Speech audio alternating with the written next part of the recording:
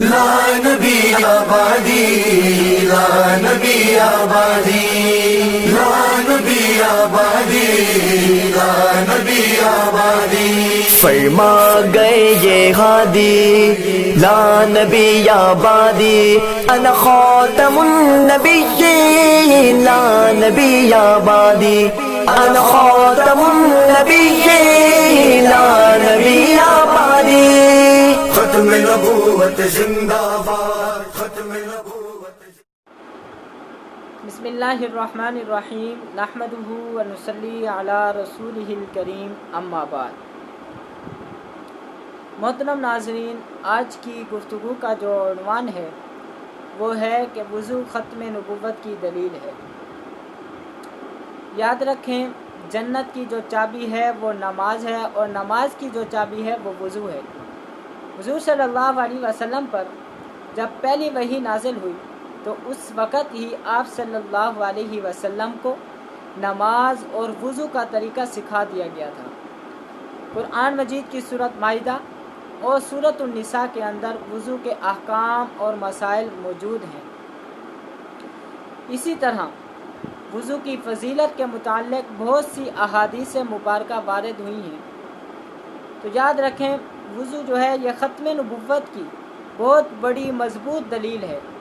وہ اس طرح کہ حضرت عمر فاروق رضی اللہ تعالیٰ عنہ سے روایت ہے، وہ فرماتے ہیں کہ رسول اللہ صلی اللہ علیہ وسلم نے ارشاد فرمایا، جو شخص اچھی طرح وضو کرے، وضو کرنے کے بعد ان کلمات کو کہے، اشہد ان لا الہ الا اللہ وحدہ لا شریک لہ واشہد ان محمدًا عبدہ ورسولہ، تو اس شخص کے لیے جنت کے 8 دروازے کھول دیے جاتے ہیں۔ دیکھیں، جس طرح وضو حضور صلی اللہ علیہ وسلم کے زمانے میں تھا، اسی طرح آج بھی وضو موجود ہے، اور وضو کے بعد ان کلمات کے پڑھنے کی فضیلت جس طرح حضور صلی اللہ علیہ وسلم کے زمانے میں تھی وہ آج بھی موجود ہے۔ اگر حضور صلی اللہ علیہ وسلم کے بعد کسی نئے نبی نے آنا ہوتا تو امت کو ایسے کلمات پڑھنے کو دیے جاتے جس کے اندر نئے آنے والے نبی کا ذکر ہوتا، حالانکہ ان کلمات کے اندر کہیں بھی حضور صلی اللہ علیہ وسلم کے بعد کسی نئے آنے والے نبی کا ذکر تک نہیں۔ تو ان کلمات کے اندر حضور صلی اللہ علیہ وسلم کے بعد کسی نئے آنے والے نبی کے ذکر کا نہ ہونا یہ اس بات کی دلیل ہے کہ حضور صلی اللہ علیہ وسلم اللہ کے آخری نبی ہیں۔ آپ صلی اللہ علیہ وسلم کے بعد اب کوئی نیا نبی نہیں آئے گا۔ یہ کیسے ہو سکتا ہے کہ نیا نبی تو آ جائے لیکن اس کی نبوت پر ایمان لائے بغیر انسان جو ہے وہ جنت میں داخل ہو جائے؟ جب یہ بات قادیانیوں کو کہی جاتی ہے تو قادیانی دجل اور فریب سے کام لیتے ہوئے یہ کہتے ہیں کہ مرزا غلام قادیانی کو ہم کوئی مستقل نبی نہیں مانتے، بلکہ ہم اس کو ذلی بروزی نبی کہتے ہیں۔ تو ہم قادیانیوں سے پوچھتے ہیں کہ آخر کار مرزا غلام قادیانی کو ماننے سے ملتا کیا ہے؟ اگر اس کو ماننے سے جنت ملتی ہے وہ تو اس کو مانے بغیر جنت مل رہی ہے، اور اگر کوئی اور مقصد ہے تو اس مقصد کو واضح کریں، ورنہ پھر یاد رکھیں جنت کے 8 دروازے ہیں، اور وہ 8 کے 8 دروازے اس شخص کے لیے کھل رہے ہیں جو فقط حضور صلی اللہ علیہ وسلم کی نبوت پر ایمان لائے اور حضور صلی اللہ علیہ وسلم کی نبوت کی گواہی دے۔